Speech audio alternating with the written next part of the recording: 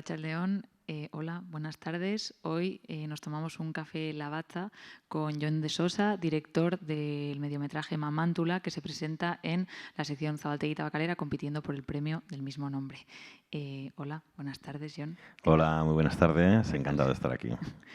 Siempre solemos empezar un poco con la misma pregunta, que es ¿de dónde surge la idea de este proyecto, de Mamántula? Vale, pues Mamántula surge de un amigo mío que se llama Moisés Richard, que es cocinero de profesión, pero que salía como actor en una película que yo rodé en el 2015 que se llamaba Sueñan los androides. Él tenía un papel secundario que a mí me encantaba.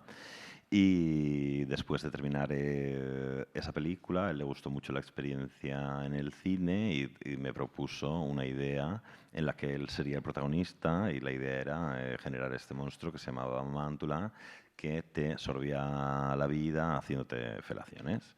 Y entonces me lo podía haber tomado a broma, pero me lo tomé muy en serio y decidí que este era un proyecto pues, que podía ser muy bonito de hacer y de indagar ahí en plan, bueno, pues como un encargo, ¿no? Y ahí me puse a ello, ¿no? Y al principio fue un poco anecdótico porque era una película que parecía improbable, pero luego poco a poco se fue materializando como algo que estuvo a nuestra mano y así decidimos hacerla. Y con respecto al proceso de escritura, ayer la película se presentó en Zabaltegui Tabacalera, como decía, se hizo el pase de presentación y hablábamos un poco de cómo se ha dilatado en el tiempo el realizar esta película, y sí me gustaría que habláramos como de las diferentes fases. No sé si nos podrías hablar un poco del proceso de escritura un poco. Sí, el proceso de escritura ha sido, afortunadamente, hay como ha pasado por muchas fases, como bien dices. Al principio empecé un proceso con Chema García Ibarra, donde la película era un poco diferente.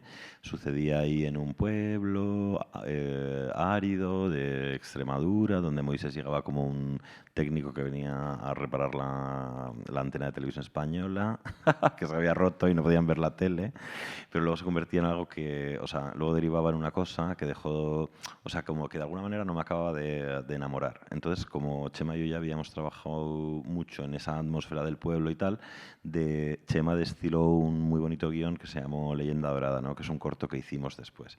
Entonces, esa etapa como que la di por cerrada y me olvidé de alguna manera de Mamá Ántula y lo metí en un cajón.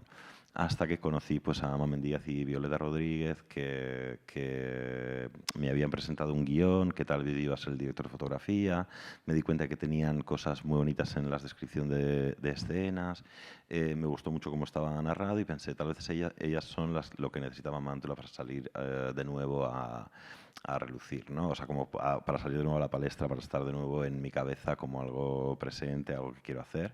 Y efectivamente pues me dieron 40 páginas que me gustaron mucho, y luego a partir de ahí pues el trabajo con Julián Genison, que vino al principio iba a venir a hacer un papel a Berlín, pero luego el papel de él se cayó y ya aproveché que estaba allí para que me ayudara a escribir secuencias que iban variando un poco sobre la marcha, ¿no? Que es una cosa que me ha gustado mucho hacer y que creo que voy a implementar, y que tener a alguien en el set que pone un poco en duda lo que vamos a rodar mañana, o sea, si es viable y es posible y no cambia nada en plan producción, pero cambiar frases, cambiar cosas y recibir y recoger un poco la atmósfera y las cosas que van saliendo durante el rodaje, adaptarlas y ir trabajando sobre eso, es una manera de trabajar que me ha gustado mucho y que puede que repita.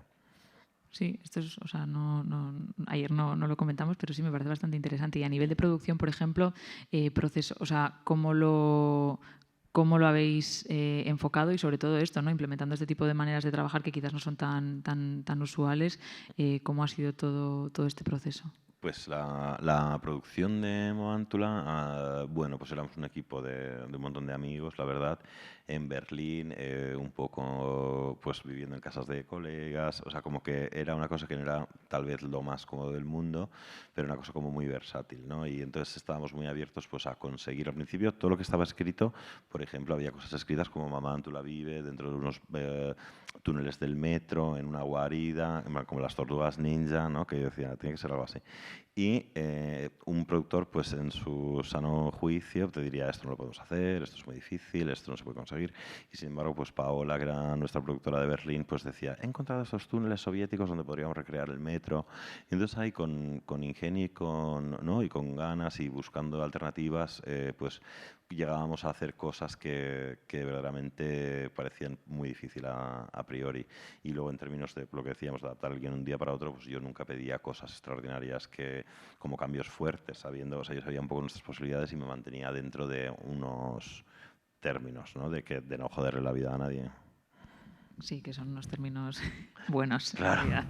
Y luego, por ejemplo, la decisión de que sea un mediometraje, ¿es una decisión desde el inicio o es algo que se ha ido viendo según ibais avanzando en el proceso? Pues nosotros teníamos para hacer la película dos ayudas. Contábamos con una ayuda a cortometraje del ICA y teníamos una ayuda de cine experimental de Berlín, de un fondo de Berlín, y luego alguna inversión privada y cosas así.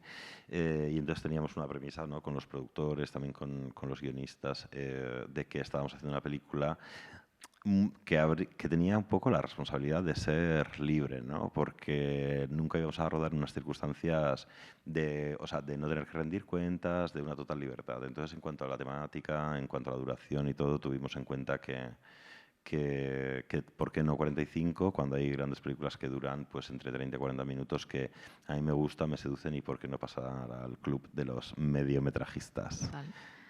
Y esto que lo comentabas ahora, que la palabra libre has dicho, que sí que creo que es como una película muy libre y a nivel formal creo que, bueno, que es una propuesta incluso visual también como muy libre. Sí que me gustaría un poco que nos contaras cuáles son tus referencias y cómo habéis trabajado toda esa parte formal en la película, porque creo que es un poco como una celebración de la cinefilia de los 80 un poco, yo creo.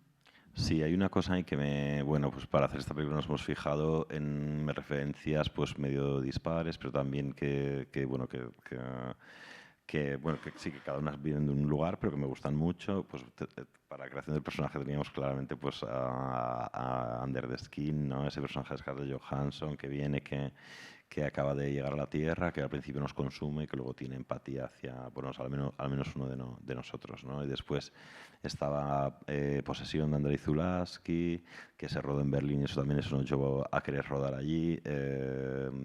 También estaba, bueno, pues también por el monstruo, también por no sé, por lo bonito de la dirección artística de esa película. Carmen, la directora artística, se fijó mucho en esto, ¿no? En Posesión.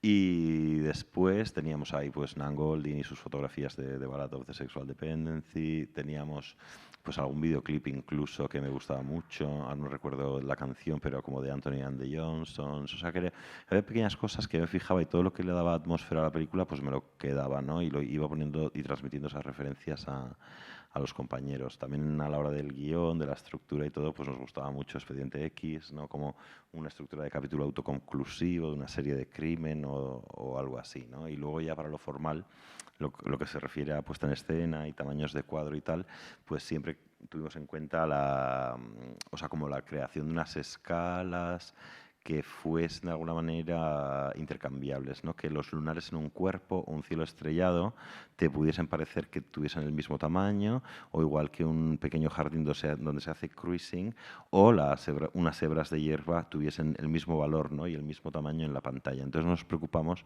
de que hubiese cosas que tienen el mismo tamaño en la pantalla y ocupen el mismo lugar, aunque en la vida real son de dimensiones absolutamente locas, ¿no? De un poco romper la coherencia de la escala, para que una araña pudiese tener tamaño humano, ¿no? Y como que, bueno, pues esto me gustaba. Y también para que el rostro humano, por ejemplo, con sus, yo qué sé, con la piel, con los pelos que nos salen, las venitas de los ojos, pues pudiésemos enseñar a cómo que depende desde la perspectiva en la que nos miramos, pues también podríamos asustar o ser más tiernos no es una parte de un diálogo también de la película que es cuidado con o sea, depende de dónde mires una araña, pues te puede parecer insignificante o peligrosa, o si te acercas todavía más, preciosa, ¿no? Y el hecho de, bueno, la película se presentó ayer, como decía, en calidad de estreno mundial aquí en Donosti. Bueno, sí que este año sí que estamos preguntando mucho esto y bueno, lo estoy preguntando porque me interesa cómo vivís esta parte como más de la promoción de películas, no específicamente por San Sebastián, sino porque creo que también forma parte como de todo el proceso de, al final, de hacer una película también, los festivales y esa experiencia, y me gustaría que nos contaras un poco cómo lo vives tú. Pues mira, yo hacía mucho que no lo hacía. O sea, Leyenda Dorada fue un cortometraje que hice con Chema García Ibarra, entonces fue una cosa que dividida se lleva mejor y casi cada uno decía su parte, pues el guión, la fotografía, el no sé qué. Y entonces ahí vamos ahí pues dando.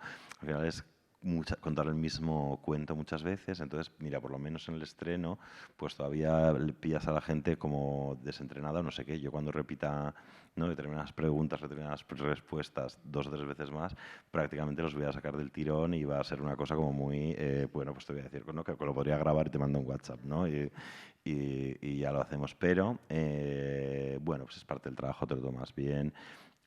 Todo lo que sea un poco difundir, como tú bien has dicho, ¿no?, un mediometraje de 45 minutos puede tener poca visibilidad, pues si yo desde aquí puedo animar a que la gente vaya al cine a ver Mamá Ántula en los 3 o 4 pases que quedan en Donostia, o si se la encuentran por ahí, o si bueno, en algún momento llega a alguna plataforma, pues nada, yo encantado de que la vean, y si hay que venderla y darse a conocer, pues es parte ¿Y qué de les la cosa. dirías para que la vean? Bueno, pues que es una película fantástica, preciosa, que tiene humor, que es sensible, que tiene, que tiene sexo explícito, que no se asusten, ¿no?, que todo está bien y que, yo qué sé, que hay muchas películas, pero bueno, pues es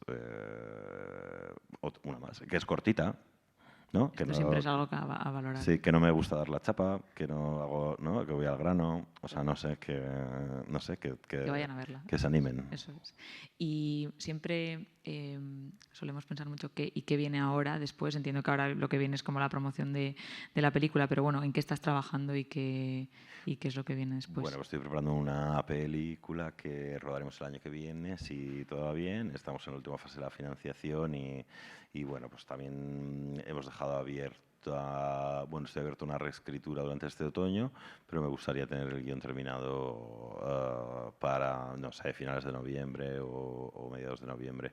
Entonces prácticamente me doy una vuelta ahí por Sitges y tal, y ya me gustaría ponerme y concentrarme con los siguientes. Sí, porque si no, ya te digo que el mundo de acompañar la película es exigente en cuanto a viaje, ir a hacerte la fotografía y luego volver a tu casa, y es como si fueras de gira, ¿no?, con un grupo musical o algo así. Y entonces, bueno, pues estoy deseando sentarme también en mi casa a descansar, aunque bueno, Donostia me hacía muchísima ilusión, Sitges me hace muchísima ilusión, luego hay algún viaje por ahí también, que quiere decir, tampoco mi agenda está llenísima. No, pero Entonces, bueno, pues bueno, sí, trato... un poco de viaje y otro poco ya de concentración. Sí, estar en casita también, que si no, bueno, pues andas por ahí como pollos sin cabeza.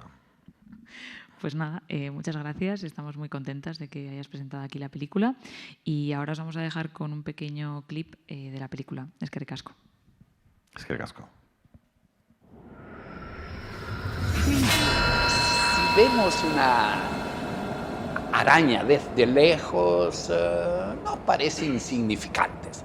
Si nos acercamos un poco más, pueden ser peligrosas. Y si las vemos de bien cerquita, son preciosas.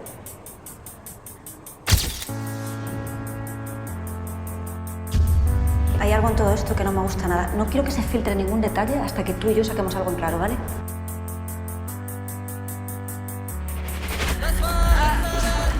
La autopsia muestra esto. Veneno de tarántula en cantidades inimaginables. En el pene.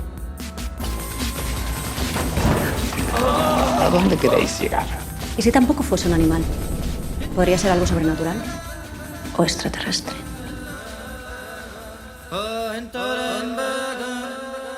That's